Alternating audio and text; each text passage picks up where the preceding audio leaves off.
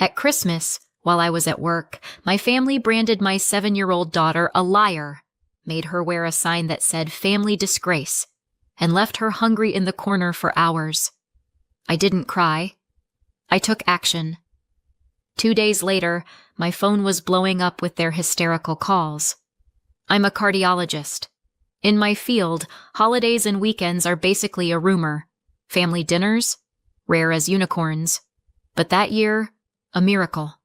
A colleague remembered I'd covered his Thanksgiving shift and decided to return the favor. "Go home," he said. "You've got a kid. She should see you at Christmas." So I thought I'd do the whole surprise entrance thing. No text, no heads up, just show up at my parents' house. The door wasn't even locked. I walked in and, honestly, it looked like the aftermath of a frat party. The Christmas tree was tilted like it had survived an earthquake. Ornaments smashed on the floor, food spilled into the carpet, tablecloth stained. And my family? They were all sitting there, calm, eating dessert, laughing, holiday music in the background.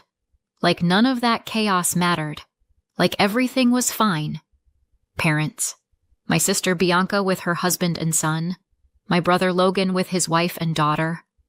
My daughter? Nowhere. "Hey, what happened here?" I asked. Silence. Mom flinched. Bianca dropped her fork. Everyone stared at me like I was a ghost. Finally, Mom said flatly, "That mess? Your Ruby did that. Take a look." My stomach sank. "Where is she?" Bianca flicked her hand toward the hallway, like shooing away a fly. "Over there." I walked down and stopped cold. Corner of the next room. My little girl, 7 years old, standing against the wall. Fancy dress ripped and dirty, scratches on her legs, quietly crying. "Ruby!" She spun, saw me, and broke down. "Mom!" She ran straight into my knees. I scooped her up. "Baby, what happened?" Then I saw it. Black marker scrawled across her forehead. "Liar." And a cardboard sign hanging from her neck. "Family Disgrace." For a second, I honestly thought I was hallucinating. Too many shifts, no sleep. But no, this was real. While I was at work, my so-called relatives had been tormenting my child. I took her hand and went back to the dining room. She clung to me like I might disappear. And there they all were, still at the table, eating, laughing, Dad sipping his juice, Mom finishing her pie, Logan telling some stupid story, his wife smiling, Jingle bells playing in the background, my daughter wiping tears with her sleeve. "You've got to be kidding me," I said, voice shaking. "You're just sitting here, eating, laughing, while my kid is standing in another room with a sign on her neck?" No one looked at me. Mom sipped her coffee, slow and calm. "What the hell is wrong with you?" I snapped. Bianca finally turned, all smug and self-righteous. "She ruined Christmas, Felicia. Knocked over the tree, food everywhere, dishes broken, and then she wouldn't admit it. Tried to blame Nolan." Nolan, her precious 9-year-old, spoiled rotten, sitting there with his innocent face like butter wouldn't melt. Ruby pressed into me, sobbing. "Mom, he pushed me. It's true." I stroked her hair, stared at Bianca. "You heard her. She says Nolan pushed her." Bianca tossed her hair. "That's not true. He saw her climb the chair. She reached for an ornament, fell, knocked it all down." Ruby shook her head, crying harder. "It wasn't me. I didn't." I held her tighter. "Oh, Nolan saw it, huh? And why is it you all automatically believe him, but not Ruby?" Bianca flushed red. "Don't accuse my son. Nolan always tells the truth." I pulled out my phone, took photos of Ruby, marker on her face, sign around her neck, right in front of them. Dad squinted. "What do you think you're doing? Documenting," I said flatly. "Because tomorrow, you'll all pretend this never happened." I yanked off the stupid cardboard sign, tossed it on the floor, and tried to wipe the marker from her forehead. It wouldn't come off. Her skin was raw, red. She flinched when I touched her. I turned back to them. Look at her. She's trembling. She's telling you she didn't do it. And even if she had, even if she really did knock over your damn tree, you think it's normal to write on a child's face and hang a sign around her neck? Are you people insane? Mom dabbed her mouth with a napkin, like we were in some courtroom drama. We decided that since she lied, everyone should see her for what she is. That's called discipline. Inside me? Boiling. I wanted to scream until the walls cracked. But Ruby was shaking in my arms, and she didn't need more yelling. So I leaned in and said low and sharp, "Discipline is teaching, explaining, helping a kid clean up if they make a mess, not forcing a 7-year-old to stand in a corner with a damn sign while you all stuff your faces and sing along to Bing Crosby. That's not discipline. That's cruelty." Dad muttered without even looking up from his plate. "She needs to take responsibility for her actions." Responsibility? I could feel my throat burning. Who left a chair by the tree? Who set it up so badly it tipped over? That tree could have crushed her. Why didn't anyone help Ruby when she fell and scraped herself up? Look at her. She's covered in scratches. Who takes responsibility for that?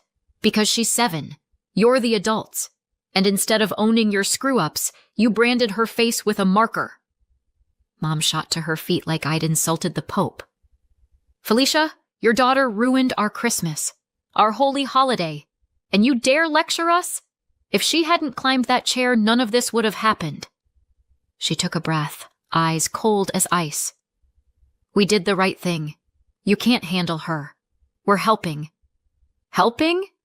I laughed, sharp and ugly. "If that's what you call help, then what's abuse?" Mom waved a hand at me, dismissive, like I was some annoying salesperson at the door. "You're too soft. You coddle her. Never punish her when she deserves it. And now look." "She needs to learn," my brother Logan chimed in, voice full of smug wisdom. "She has to remember this lesson." "Oh, she learned," I shot back. "She'll remember, and so will I. Believe me." I looked around the table. Bianca, preening, hair salon perfect. Logan, always convinced the universe revolved around him. Mom, cold as an iceberg. Dad, forever the spectator, never the protector. Not one of them looked guilty. Not one even questioned themselves. They sat there certain they were right, as if I was interrupting their noble act of discipline. My so-called family. Masters of excuses, strangers to compassion. Then Ruby tugged on my hand and whispered, voice trembling, "Mommy, I'm so hungry." I froze. They hadn't even fed her. They knew she was starving and left her standing in a corner with cardboard around her neck, and that was it. Something snapped in me. Why was I even still talking to them? Explaining? They'd never get it. And I didn't need them to. I didn't need them at all. "Sweetheart, we're going home," I told Ruby. "You can take her to the kitchen," Mom said with fake generosity. "There's still plenty left." I didn't answer, just held Ruby's hand, helped her into her coat, buttoned it up. Quiet. Efficient.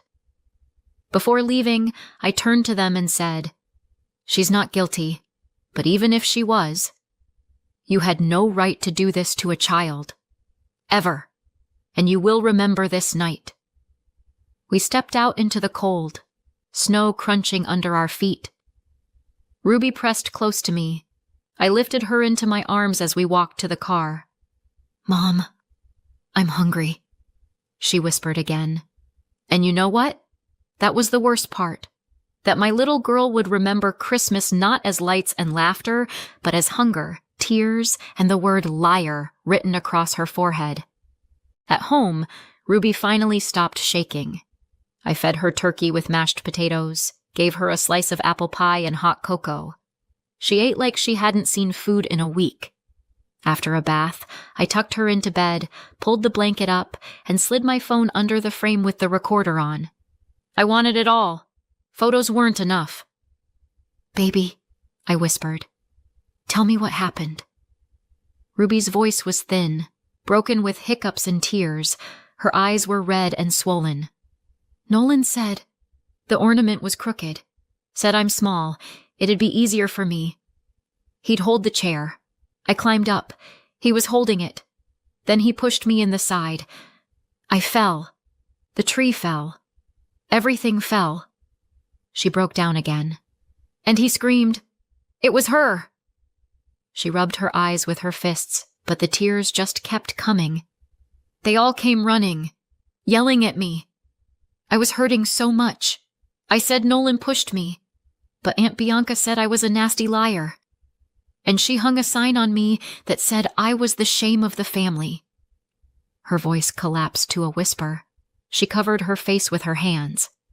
And Grandma, she took the marker, started writing on my forehead. I cried. I begged her not to. But she kept writing.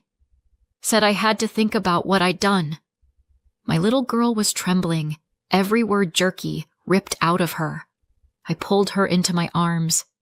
I was so scared, Mommy. I wanted to run, but Grandpa and Uncle Logan held me. I thought you weren't coming. Inside, I was burning alive. To make her repeat it, to relive it. That felt cruel. But I had to know. I had to record it, and they were going to regret every second. I kissed her damp cheek and told her, "Sweetheart, none of this is your fault. Do you hear me? Not one bit. What they did, that's their shame, not yours. You're a good girl. You're brave. And I'm never letting anyone treat you like that again. Ever." We stayed like that a long time, holding on to each other. Finally, exhaustion won. She curled up and drifted off. I watched her breathe and thought, I knew what my family was like, and I still brought her there. People love to say, "You're lucky. Big family means you'll always have support." Support? Right.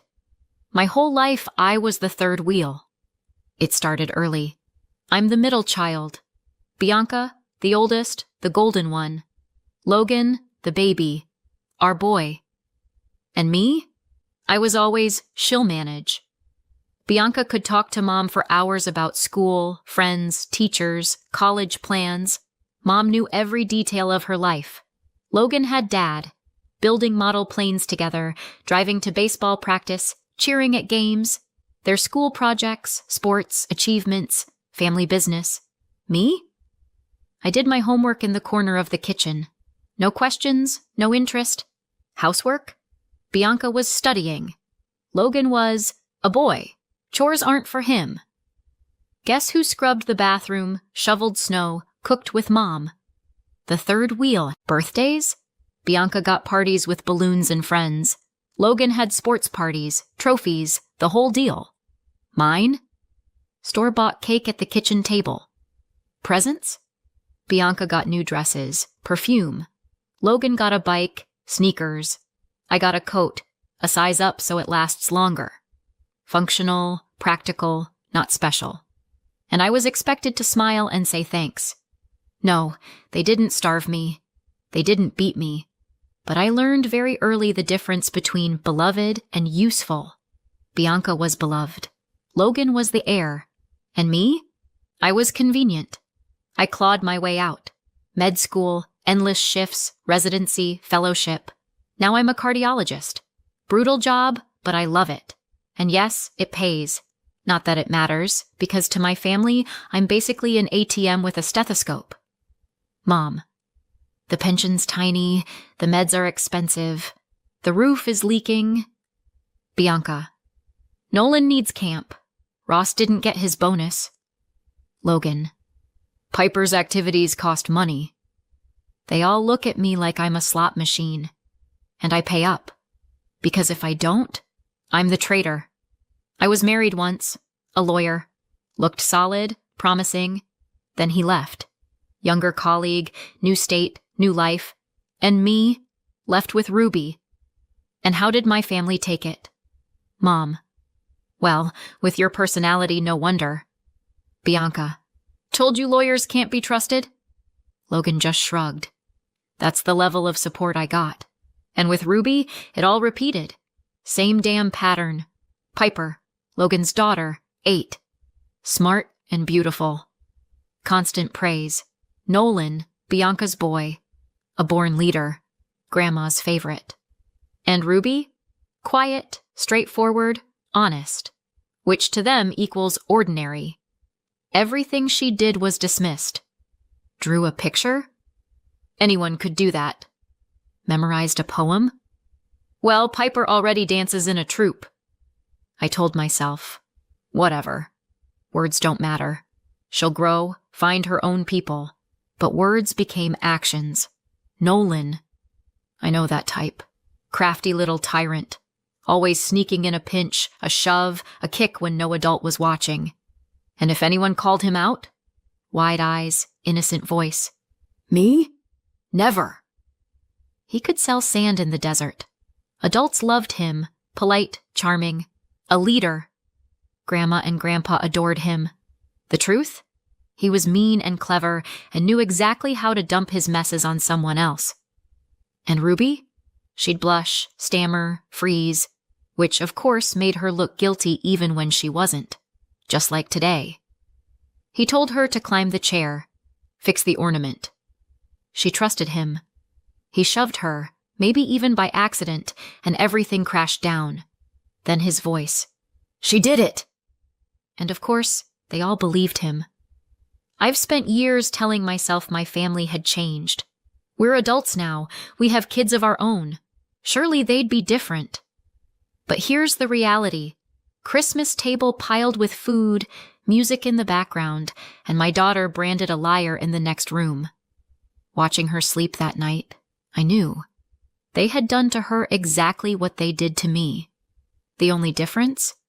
I'm grown now. And I have power. That was their last act of cruelty. The morning after Christmas started with coffee, and the gray shadow of the word still bleeding through my kid's forehead. Permanent marker. Excellent parenting tool if your goal is for liar to last longer than your conscience.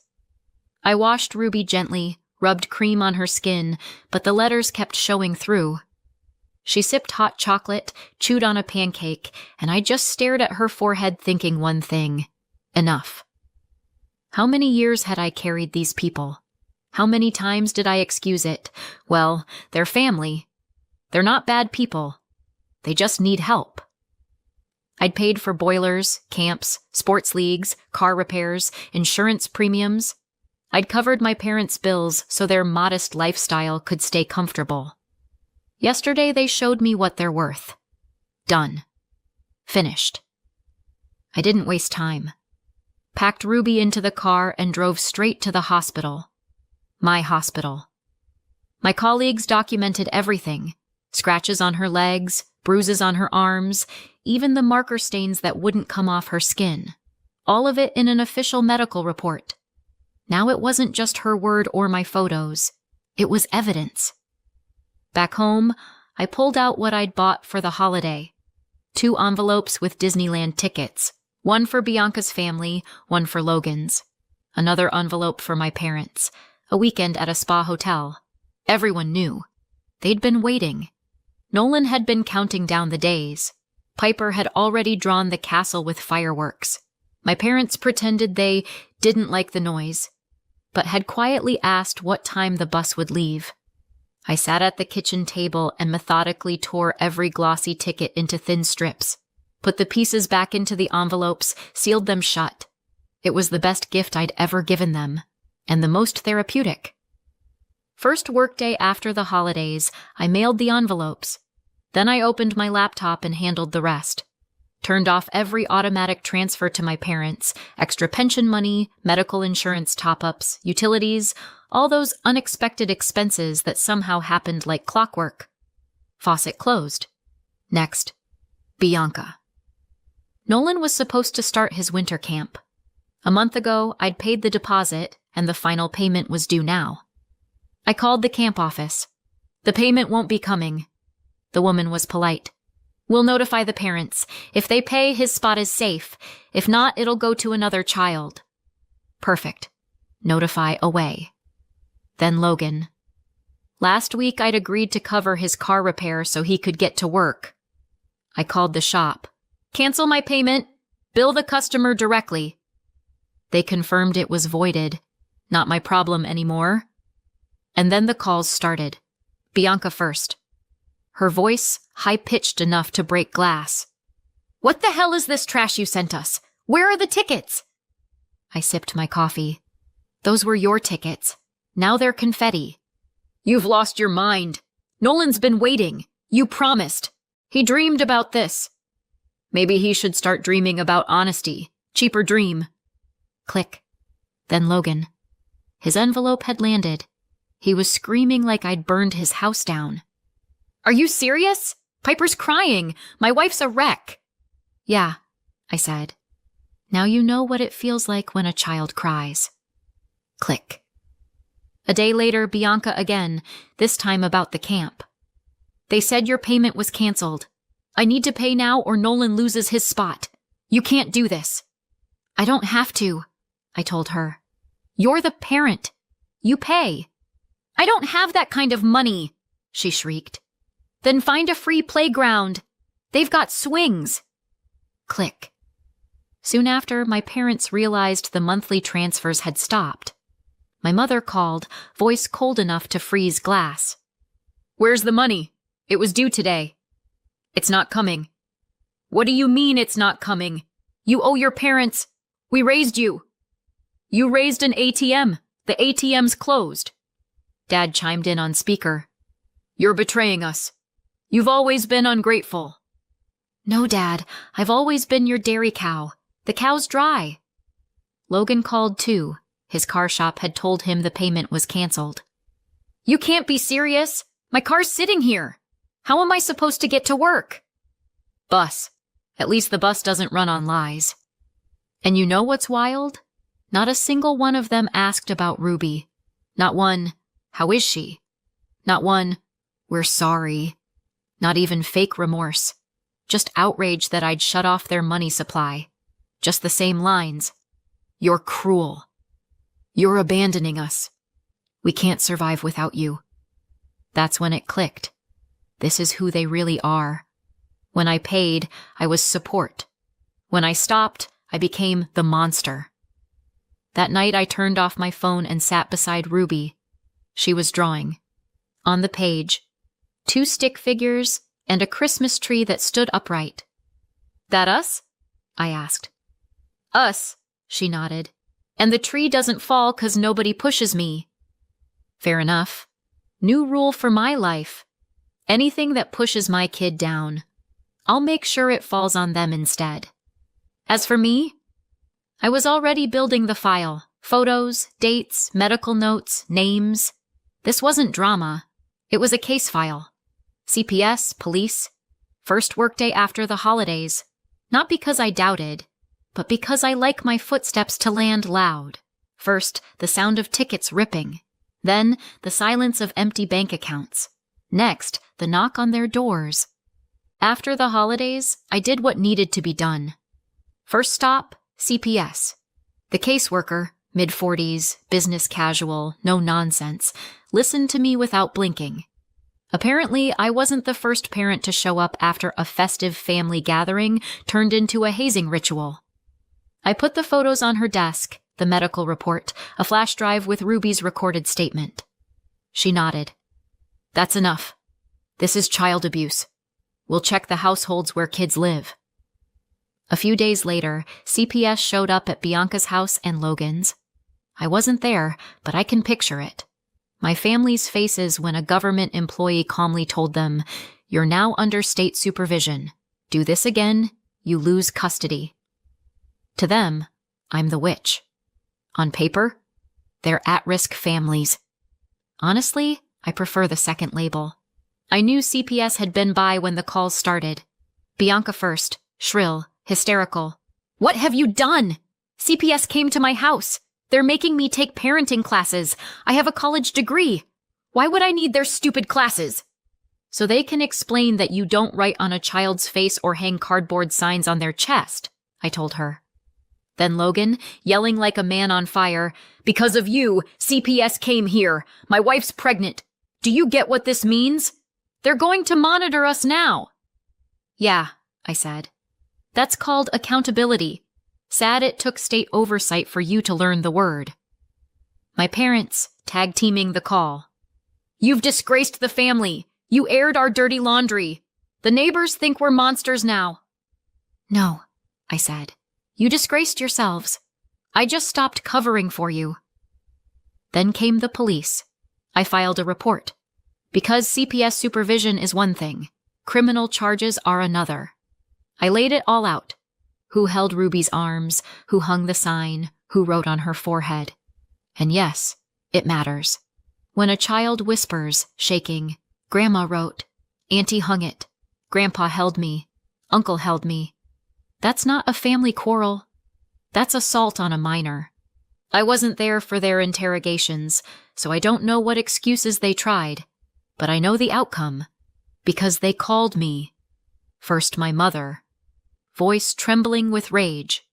"What are you doing to us? They dragged us into the station, questioned us like criminals. We're branded now," I said, calm as ice. "I just told them about your parenting style. Shocker, turns out it's illegal." Bianca next, practically screeching, "They fined me! Where am I supposed to get that kind of money?" "Not from me," I said. Then Logan, furious. "You dragged us into a police case. I have a record now. Do you get it? A record." "Yeah," I said. "You've got a record. And Ruby had liar on her forehead. Spot the difference?" Even my dad weighed in. "They fined us. $250. Are you happy now?" "Very," I said. "Honestly, cheap price for what you did." Later, I got the paperwork myself, a copy of the police order. Valerie, my mother, and Bianca, $500 fines each, plus mandatory positive parenting and anger management classes. Todd, my dad, and Logan, $250 fines each, plus official warnings for child endangerment. And all of them, a permanent record in the system. Not erasable. Not forgotten. They kept calling, leaving voicemails and emails, throwing curses and pity parties. "You ruined our reputation. Now everyone knows. Teachers look at us like we're diseased." I answered once. "You earned it." Then I stopped responding. One afternoon, I went to pick Ruby up from her art class. Out front, I saw Nolan holding court with a pack of boys, bragging like he'd just won a trophy. It was epic! I pushed her and she got punished. Everyone believed me. They always believe me. I'm good at it. I can even teach you. I froze. There it was. The family legacy in a 9-year-old body. A kid who already knows how to lie, manipulate, and laugh about it. And instead of rage, I felt something else. Relief. I never doubted Ruby, but now I had proof from his own mouth. She'd never lied. Not once. I didn't confront him. Didn't need to. Just looked at him and thought, "Thanks, Bianca. Thanks, Mom. You raised exactly what you deserve." They called Ruby the family disgrace. But the disgrace? That's them. And now it's written not in Sharpie across a child's forehead, but in their police records. That night, Ruby and I baked cookies and argued over who sang Christmas songs worse. She laughed so hard her cheeks turned red, and with every laugh, the weight of the last weeks lifted off me. We're good now, just us two, and it's enough. So, what do you think? Did I do the right thing cutting them off, going to CPS, and taking it all the way to the police? Or should I have handled it differently? I'd really love to hear your thoughts in the comments, and if this story spoke to you, hit subscribe.